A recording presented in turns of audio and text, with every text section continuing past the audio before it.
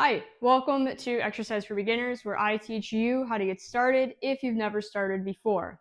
This week, we're going to be going over leg day part 3. As per the other leg day videos, we will be starting with a squat, although this time we will be doing more of a jumping squat to work on our explosive capabilities.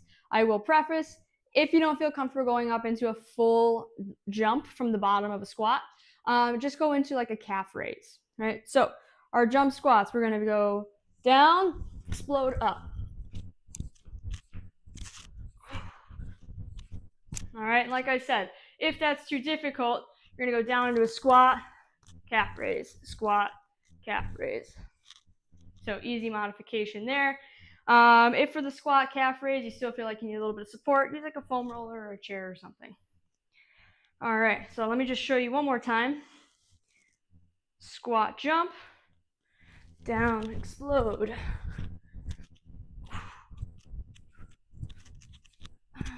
And 6.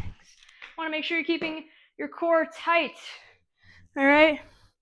Tilt that pelvis forward just a little bit. Don't overdo it, but we don't want a super curvy low back. So nice and neutral. All right. That is cardio inducing. Catch your breath real quick. Okay, from here we're going to do a single leg or a kickstand deadlift. So this is a hinge movement. I have found that people struggle the most with hinge movements.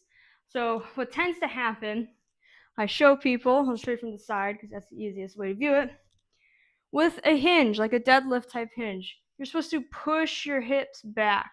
See, my knee is staying in line with my ankle, but most of my weight's in this leg. I don't have a lot of weight in my back foot. All right.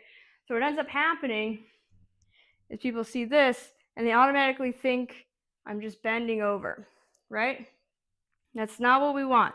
We don't want you leaning forward. That's just going to place weight on your lower back. What we want is you to push your hips backwards.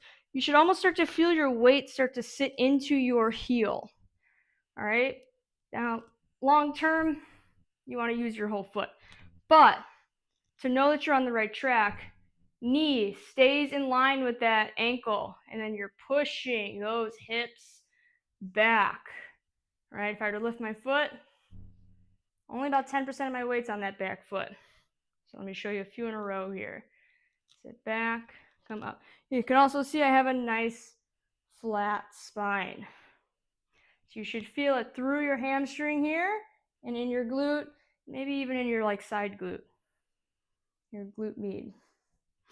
All right, so you get all the way back, squeeze to come back up. All the way back, squeeze to come back up. You do not have to do these fast. Okay, you can sit into this, get used to the movement. It's best to do these ones either recording yourself or with a mirror so that you can see if you're just kind of doing the whole tip over thing. We don't want that. Remember, sit back into that heel. Push your hips behind you. All right? The only reason you're going down is because your hips are going back. All right? It shouldn't be your head leading the movement. Okay. Number 3, we're going to go into some walking lunges. You can either do this in a hallway in your place, or you can just step forward and come back. So a forward lunge or a walking lunge, you're going to step forward, tap, come back up, step forward, tap, come back up. Now, I obviously have a lot of control at the bottom. Do your best. The one thing I do see when people are doing a walking or a forward lunge is they get tight. Why are you doing that to yourself? That's so much harder. Don't do that. So take a step forward. Make sure it's large enough so you can have 90 degrees or close to it in your knees at the bottom. All right? No short steps. Right? We want a longer step.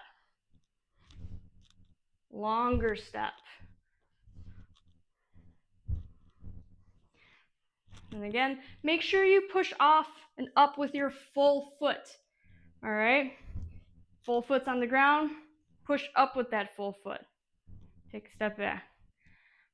Step, tap, push up with the full foot. So a lot of times what I also see is people will step and they'll push up with their ball of the foot. What happens with that? You push off with the ball of your foot too much, you're getting way too much quad. When you get too much quad, your knees are going to start bothering you. If you use the whole foot, you're going to use the whole leg. That's what you want.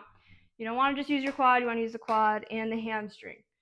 Place even pressure amongst that whole foot. All right, so I'll show you a couple more here. Step, step, step, step.